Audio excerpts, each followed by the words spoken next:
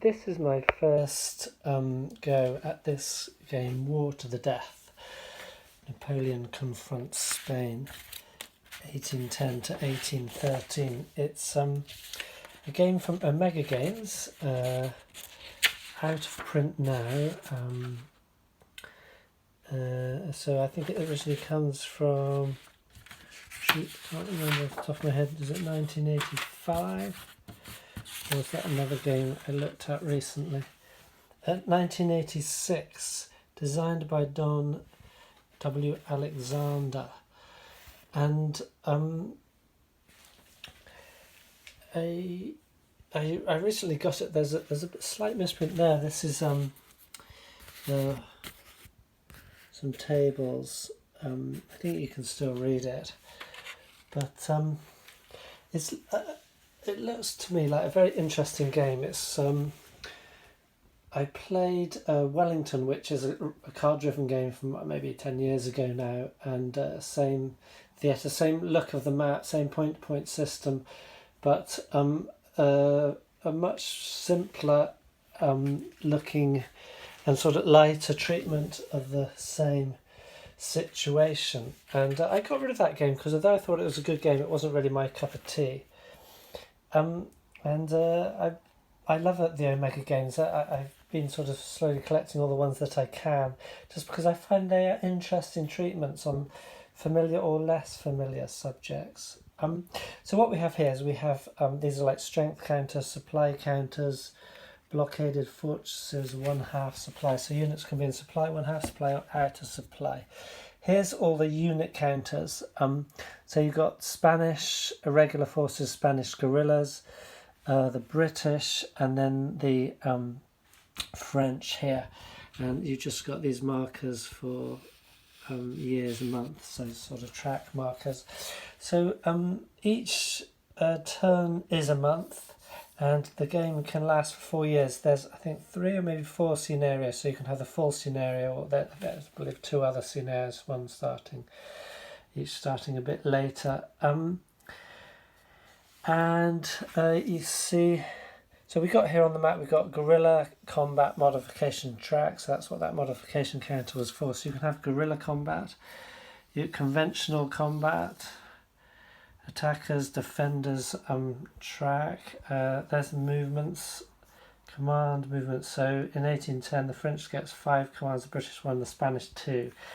Guerrillas don't move by commands, but other troops move by commands, or otherwise you have to roll against a value of a unit to get it to move. A train, so essentially, so each what do they call? I can't remember the name given for each of these areas, but so you have a rugged terrain, normal terrain, and then you have lines of communication which is either obstructed or unobstructed. You can have ports, fortresses, so there's a port, there's a fortress, multiple, and then the other figures are French supply point figures. So you see no supplies here, and a fortress, and this is all rugged terrain around here. Then these are grouped into areas, so you've got France at the top there, you've got Catalonia, Aragon, Navarre, etc. And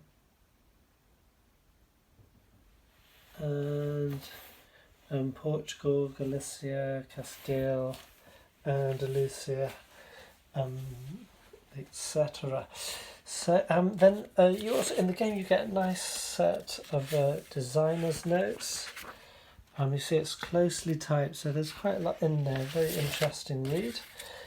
Some player's notes. Then you get, these are interesting. This is speaks a bit to the era. So these two are player aid charts, and you see this is the combat results table. Look at the text. It's like hefty amounts. Storming a fortress, modifications. So I think it's going to be a bit wordy. I've only just started reading the rules. Breach table, so that, but it looks like it's quite comprehensive explanations for it. So the French logistics table. So, but it gives you procedure, explanation. So I think that's going to really help in play, and I don't expect I'll need all that text after. What do we have here? Guerrilla combat table, yeah. And then you have the rule book. So the usual same thing. You've got this index, which is nice.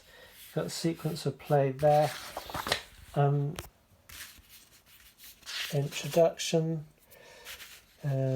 Sequence of play explained up to there. Then you've got the terrain and the map.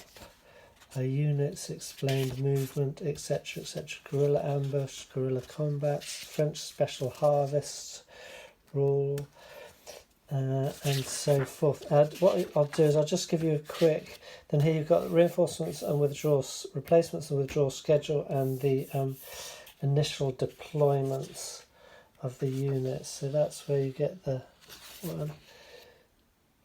Yeah, it's 2 scenarios in fact. No, but here they list 3 scenarios. Okay, so 2 scenarios have the same setup. So 3 scenarios with different victory conditions, and they're nice here to have a historical summary, so you know what happened in the time period of the game. You could perhaps, just compare how your game's going with that time period.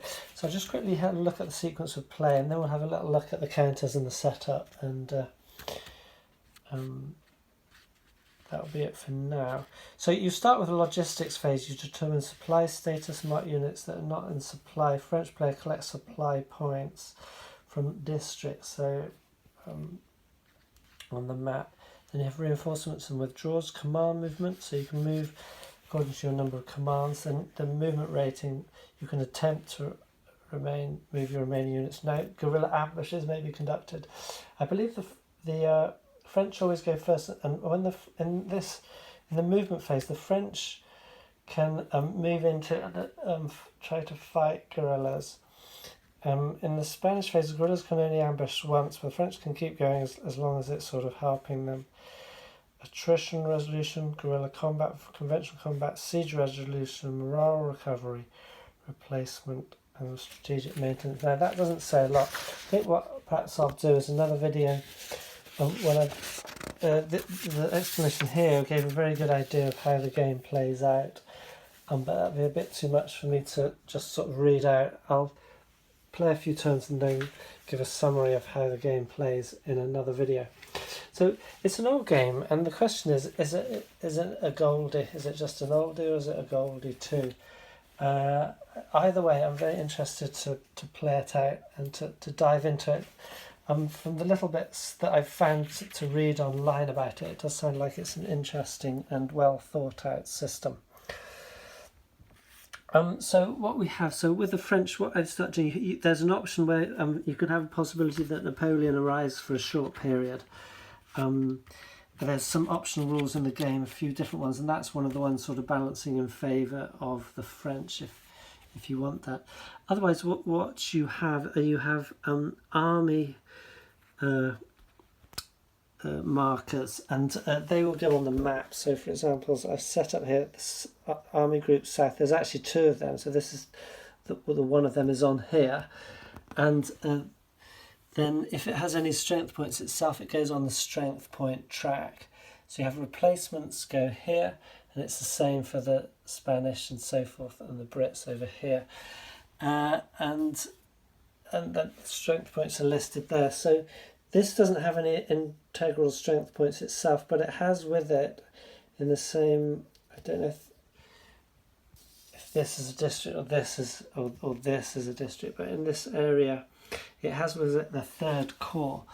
So you've got all the corps here, and then you put their marker obviously on the strength track. So the 3rd corps has got, no, sorry, that's the 1st corps, which has got 18 units there. You know how that works.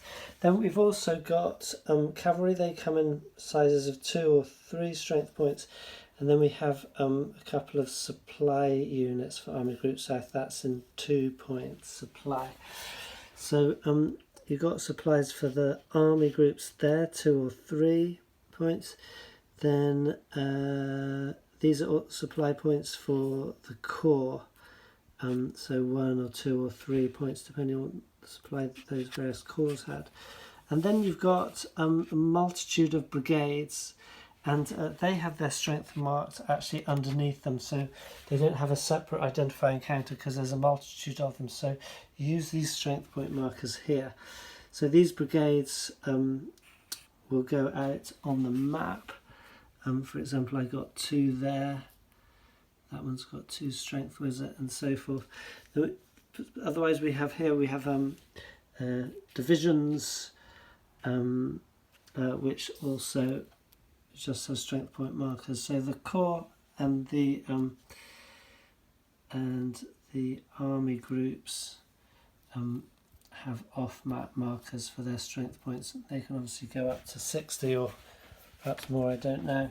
So that's what we have. Then we have a bunch of replacements, so these can come on, and there's like an optional rule which you have to sort of track them moving up and then sort of losing forces due to supply problems and so forth. That's an optional rule, but it indicates what you're dealing with in the game, and the fact that French have a harvest phase or segment tells you again something that's going on, and that you've got all these guerrilla units which can, if they are in a area with the French can't gather the harvest in that turn. So